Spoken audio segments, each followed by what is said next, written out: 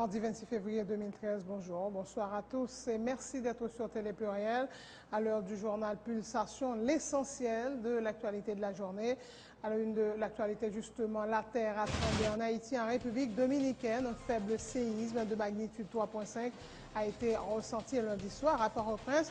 Et ce mardi, un tremblement de terre de 5,1 s'est produit en République dominicaine.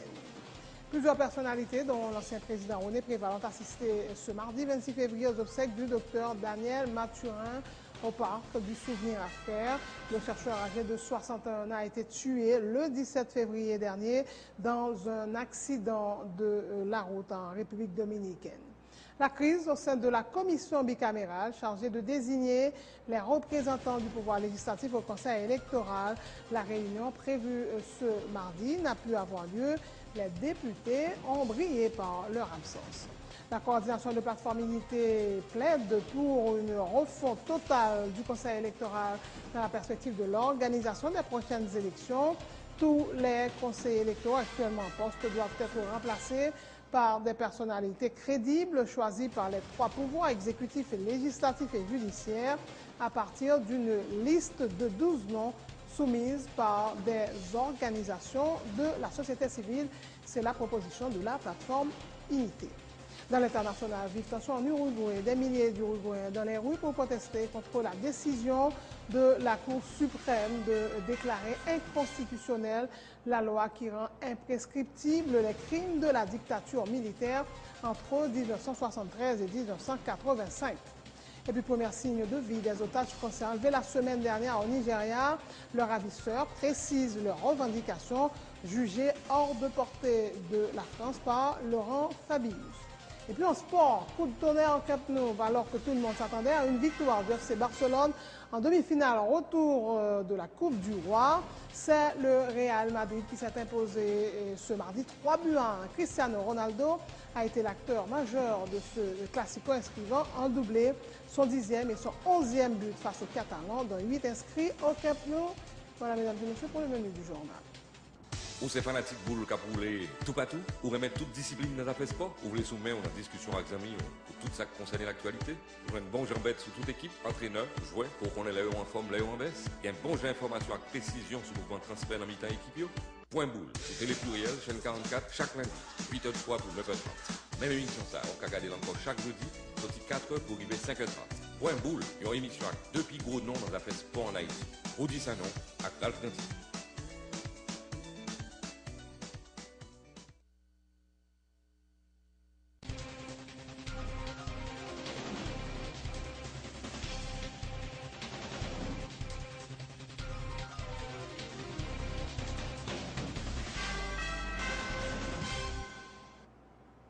La terre a tremblé en Haïti, en République dominicaine. Un faible séisme de magnitude 3,5 sur l'échelle ouverte de Richter a été ressenti lundi soir à Port-au-Prince. Dans plusieurs quartiers, des gens se sont précipités dans les rues. Selon l'Institut américain de géophysique, USGS, l'épicentre de ce tremblement de terre qui s'est produit à 19h39 heure locale a été localisé à 6 km au nord-ouest de Tomazo.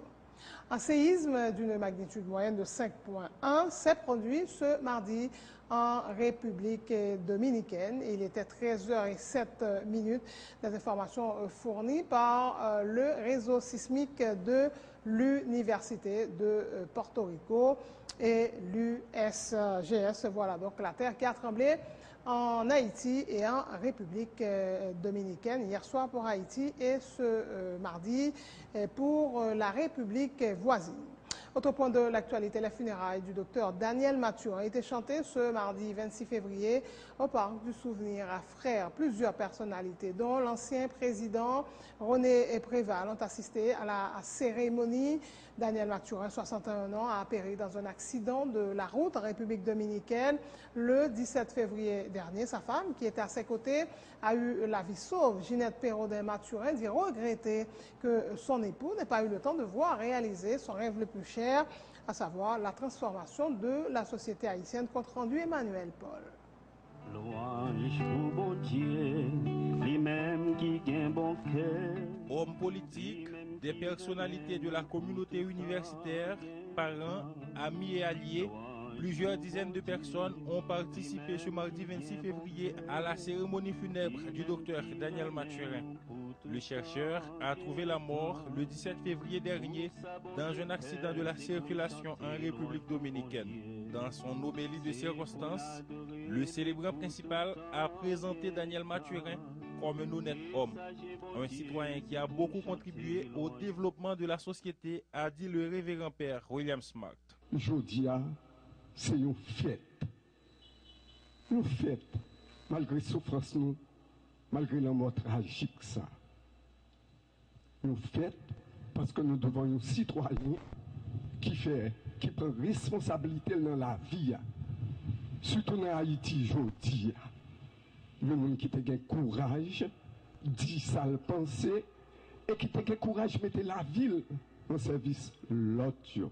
La femme du défunt, Ginette Perrodin-Mathurin, rescapée de ce terrible accident, a dit regretter que son époux n'a pu réaliser son rêve le plus cher, à savoir assister à la transformation de la société, une grande cause pour laquelle il a combattu durant toute sa vie.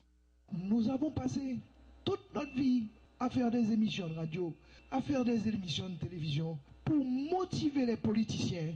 Ils ne nous ont pas écoutés. Ils ont écrasé le pays. Et Daniel est parti vraiment, il est parti avec beaucoup de chagrin dans son cœur. Il n'a pas vu son pays régénérer. Politiciens, ressaisissez-vous. Ce pays est un grand pays. Ce peuple est un grand peuple. Cessez de vous quereller. Cessez, ça ne sert à rien. D'autres proches et amis ont également fait l'éloge de l'ingénieur Mathurin, sa contribution à la recherche. Daniel, tu es lumière. Tu iras vers la lumière. Personne ne peut emporter sa désharmonie dans ta région de lumière. Un départ brusque, cependant une arrivée fulgurante chez nos ancêtres. Qui nous expliquera que notre sous-sol ne contient pas seulement de précieux minerais, mais regorge d'or, d'iridium et de pétrole? Daniel a fait les premiers pas. À nous aujourd'hui d'ajouter nos pas dans ses pas, d'attirer les pas des autres dans ses pas. Né le 16 novembre 1951, Dr Daniel Mathurin, 61 ans, avait également effectué de nombreuses recherches sur les richesses du sous-sol haïtien, sur la valorisation du patrimoine matériel et immatériel culturel haïtien. Autre point de l'actualité, la crise au sein de la commission bicamérale chargée de désigner les représentants du pouvoir législatif au Conseil électoral. La réunion prévue ce mardi n'a pu avoir lieu. Les députés ont brillé par leur absence. Les sénateurs attendent une convocation des présidents des deux chambres avec les termes de référence pour se mettre au travail, a indiqué le sénateur Jean-Baptiste Bien-Aimé.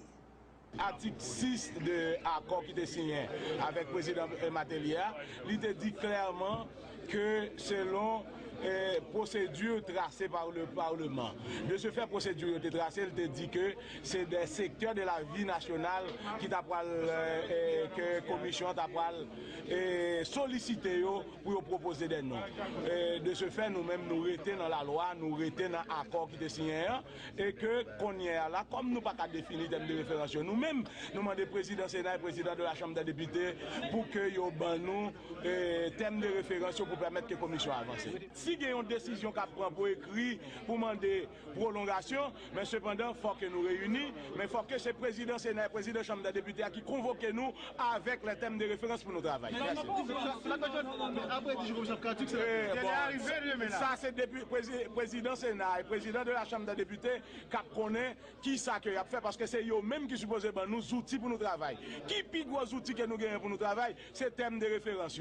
Égal nous-mêmes, nous avons thème de référence pour permettre que nous convoquons nous au travail. Il y a une convocation avec thème de référence, non, mais nous, pour permettre que nous travaillions. Nous ne pouvons pas travailler sans thème de référence parce que ce problème, thème de référence là qui t'a créé plus de difficultés. De ce fait, il y a une volonté, bon côté sénateur, je suppose qu'il y a une volonté, bon côté député, pour nous faire des propositions, des gens qui sont crédibles, qui sont honnêtes, pour y aller faire une élection crédible, honnête et démocratique. Cependant, nous-mêmes, nous avons besoin d'outils pour nous travailler, nous avons des outils. La coordination de la plateforme Unité plaide pour une refonte totale du Conseil électoral dans la perspective de l'organisation des prochaines élections. Tous les conseils électoraux actuellement en poste doivent être remplacés par des personnalités crédibles et au-dessus de tout soupçon choisis par les trois pouvoirs, exécutif, législatif et judiciaire, à partir d'une liste de 18 noms, une liste soumise par des organisations de la société civile. Et pour garantir la fiabilité du processus électoral, les membres du Conseil électoral doivent au préalable s'engager notamment à ne pas faire partie du CEP permanent ni occuper une quelconque fonction dans l'administration publique pour les 5 années à venir. C'est la proposition de la plateforme Unité dont le porte-parole est Dieudonne Saint-Cy. Nous voulons élections crédibles, démocratiques, honnêtes, transparentes et surtout inclusives.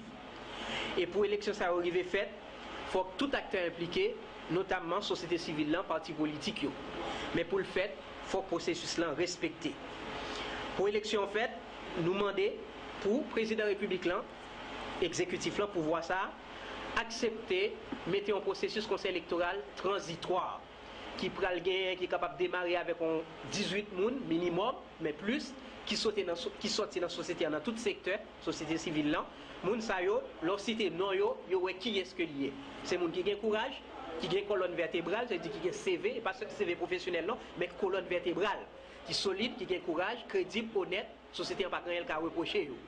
Laisse ça trois pouvoirs, qui sont exécutif, législatif et judiciaire, ils prennent l'entendre pour choisir à travers l'eau de moun sa yo, et bassin de moun sa yo, pour choisir qui est capable de représenter le conseil électoral transitoire là, qui peut faire élection, et là il fait élection tiers sénat collectivité territoriale, moun sa yo a engagé pour ne pas impliquer dans l'administration publique là, ça fait prouver preuve crédibilité dans la réalisation de l'élection.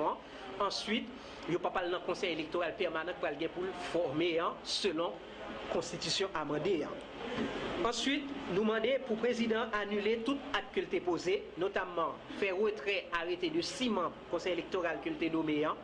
Ensuite, Josué Pierre lui pour lui retirer parce qu'il ne peut pas répondre à la loi constitution, à la loi pays, puisque il était ministre, il n'a pas de décharge, il est impliqué dans l'arrestation des députés Anel Bélisère, il est impliqué également dans des scandales sexuels, n'a pas la justice prononcée finalement sur le dossier ça.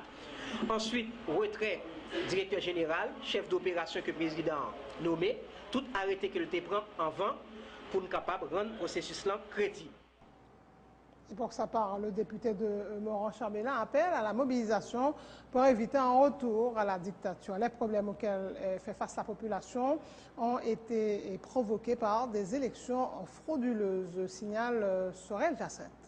Tout problème qui gagne dans le pays, la déclaration de Fischer, nous-mêmes nous faisons constat, tout problème est venu à partir des élections contestées. Face à l'expérience que nous faisons, donc, mais un choix. L'idée faite en 90, l'idée passait bien. L'idée faite en 2006, l'idée passait bien. Eh bien, il faut faire comme ça et ensemble, nous connaissons que nous ne pouvons pas tomber dans l'instabilité encore et contestation. Plus, nous dit que la population, il a constaté, si ou pas capable d'arriver à ça, yo, et nous dit le tout, et ça nous dit, c'est ça, toute partie politique a répété, la population a répété. Donc, si on ne peut pas arriver à ça, eh bien, quand même, population, c'est la grande mobilisation.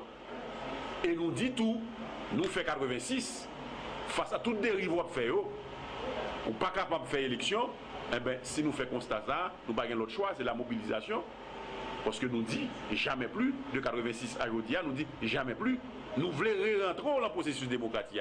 Et bien, si vous pas attendez, la population, ensemble avec tout notre secteur, nous mettons ensemble pour ne pas quitter la dictature, venir installer dans le pays. Le président Michel Martelly était dans les NIP lundi pour s'enquérir de l'état d'avancement des travaux d'infrastructure routière enclenchés dans la région. Le chef de l'État en a profité pour annoncer que des fonds sont disponibles pour réaliser d'autres travaux d'infrastructure dans d'autres régions du pays. Et pour ce qui est des chantiers en cours d'exécution dans les NIP, c'est le ministère des Travaux publics ainsi que des firmes privées locales et internationales qui sont chargés de les réaliser. Selon une note du bureau de communication de la présidence, ces travaux s'inscrivent dans la dynamique, je cite, du progrès en vue d'une meilleure distribution des biens et services à la population haïtienne. Le Sénat a voté ce mardi 39 sur les 80 articles que contient le projet de loi sur le blanchiment des capitaux et le financement des terroristes. 16 sur 17 sénateurs ont approuvé les 39 articles, le président ne votant pas. La séance doit se poursuivre ce mercredi afin que l'intégralité du texte soit votée. Je vous propose d'écouter à ce sujet le président de la Commission économie et finances du Sénat, Jocelyn Privert. C'est vrai que dans les prochains mois, Haïti doit subir une nouvelle évaluation sur comment le pays à lui-même y appliquer les recommandations du groupe d'action financière internationale contre le blanchiment des avoirs et le financement du terrorisme. Ce texte, effectivement, ça fait presque 3 mois qu'on travaille sur lui. Nous mettons à la disposition de tous les secteurs à partir de 2 consultations que nous avons faites dans l'hôtel Montana les 11 et 17 janvier dernier. Nous avons programmé dans l'agenda séance nous pour nous voter jeudi mardi 26 février. Et jeudi, les 20 sénateurs avaient répondu présent. C'est vrai, nous avons gagné des divergences de vues au tout début, mais par la suite, nous retournons dans la séance et nous commençons le vote là. Nous pas fini, c'est un texte de 91 articles. Aujourd'hui, nous votons 39 articles. Il était environ 40 articles presque. Il était environ une trentaine d'articles encore pour nous voter d'ici demain. Donc, c'est-à-dire que c'est pas une satisfaction, on dit là qui sentiment. Et nous là pour le travail, nous là pour faire loi, nous là pour voter loi, nous là pour nous faire pour recevoir nous voter loi. Ça me dit, contrairement aux allégations mensongères qu'a véhiculé dans l'opinion publique, à savoir que les parlementaires ils ont un paquet de lois qui dominent dans le tiroir, m'a rappelé pour me dire et les textes de loi sur lesquels le Sénat particulièrement penché, en grande majorité, c'est des textes que les sénateurs eux-mêmes proposés, ou bien c'est des textes qui étaient déjà dans le Parlement que les sénateurs ont voté. Mais ça, ils sont de textes de l'exécutif jusqu'à journée aujourd'hui, pas jamais aucun projet de loi qui déposé par le gouvernement au Sénat de la République. Donc c'est-à-dire question que gain loi qui dorment dans le tiroir Sénat.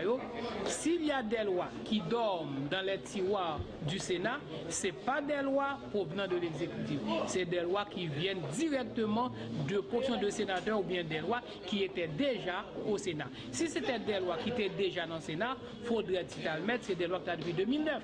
Si on était là depuis 2009, objets pour lesquels ces lois devraient être votées sont dépassées. On faudrait bien que c'est pour nous dire que pas de loi déposée dans le Parlement.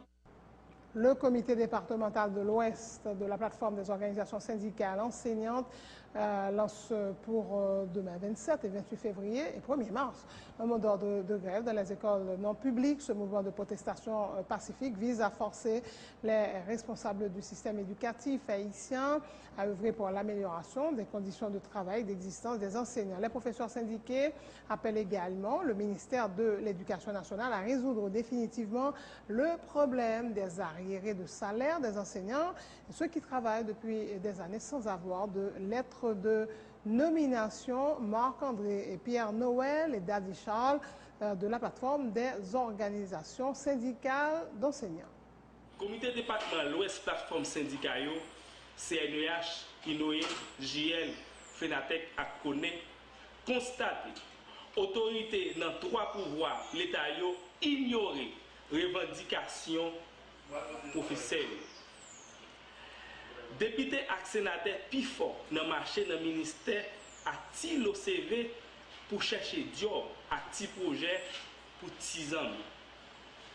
Président plus fort dans le calé posté, mettez photo à droite à gauche, voyez monter sous chiffre Timoun qui allait à l'école. Une manière pour bluffer si la yo qui pas ou clair dans la politique des graines gauche pour voir Matéli la motte là. Gouvernement viré en haut sous dossier 5 1000 enseignants qui travaillent depuis plus passé 5 ans. Ils n'ont pas touché. Dossier, nation et négociation a marché pas sous place. Conditions de travail professeurs viennent plus mal. Qualité d'éducation vient plus mal. Système d'éducation embrayé sous bas. Pour toute raison, ça, tout comité de base, dirigeant organisation qui n'a plateforme, non CNEH, UNOE, JL, FENATEC, a connaît, décide de faire une seule pour corriger mon grève plateforme pour 27, 28 février à 1er mars 2013. Comité département l'Ouest plateforme syndicat enseignant a lancé un appel solennel par tout professeur dans 4 pays. C'est nous qui montons le pays. Lever camper dans tête ensemble pour faire entendre voix nous et puis forcer l'autorité de l'État à retourner sous table négociation à bon genre document qui prend en compte les revendications qui dans le cahier des charges nous avons déposé devant l'autorité. Premier point, nous demandons c'est payer tout enseignant qui travaille depuis plusieurs années sans arrière de salaire. Deuxième point dans le cahier des charges, c'est nommer tout professeur qui travaille dans l'école publique sans lettre de nomination et puis payer. Troisième point, c'est créer de bonnes conditions de travail pour professeurs publics et privés. C'est la fin de ce journal. Le rappel des titres avant de prendre congé. 2 jours, la terre a tremblé en Haïti, en République dominicaine. Un faible séisme de magnitude 3,5 a été ressenti lundi soir à Port-au-Prince. Ce mardi, un tremblement de terre de 5,1 s'est produit en République dominicaine. Plusieurs personnalités, dont l'ancien président René Préval, ont assisté ce mardi 26 février aux obsèques du docteur Daniel Mathurin au parc du Souvenir à Frères. Le chercheur, âgé de 61 ans, a été tué le 17 février dernier dans un accident de la route en République dominicaine. La crise au sein de la commission bicamérale chargée de désigner les représentants du pouvoir législatif au Conseil électoral. La réunion prévue ce mardi n'a pu avoir lieu. Les députés ont brillé par leur absence. La coalition de la plateforme, la coordination de la plateforme Unité plaide pour une refonte totale du Conseil électoral dans la perspective de l'organisation des prochaines élections. Tous les conseillers actuellement en poste doivent être remplacés par des personnalités crédibles choisies par les 3 pouvoirs, exécutif, législatif et judiciaire, à partir d'une liste de 18 noms soumise par des organisations de la société civile, propose la plateforme Unité. Dans l'international, vive tension lundi en Uruguay. Des milliers d'Uruguayens dans les rues pour protester contre la décision de la Cour suprême de déclarer inconstitutionnelle la loi qui rend imprescriptible les crimes de la dictature militaire entre 1973 et 1985. Premier signe de vie des otages français enlevés la semaine dernière au Nigeria. Leurs ravisseurs précisent leurs revendications jugées, néanmoins hors de portée de France par Laurent Fabius. Et puis en sport, coup de tonnerre Camp Nou, alors que tout le monde s'attendait à une victoire du FC Barcelone en demi-finale. Retour de la Coupe du Roi, c'est le Real Madrid qui s'est imposé. 3-1. Cristiano Ronaldo a été l'acteur majeur de ce classico, inscrivant un doublé, son 10e et 11e but face aux Catalans, dont 8 inscrits au camp. Merci d'avoir suivi cette édition d'information. Excellente suite de programme sur Télé Pluriel.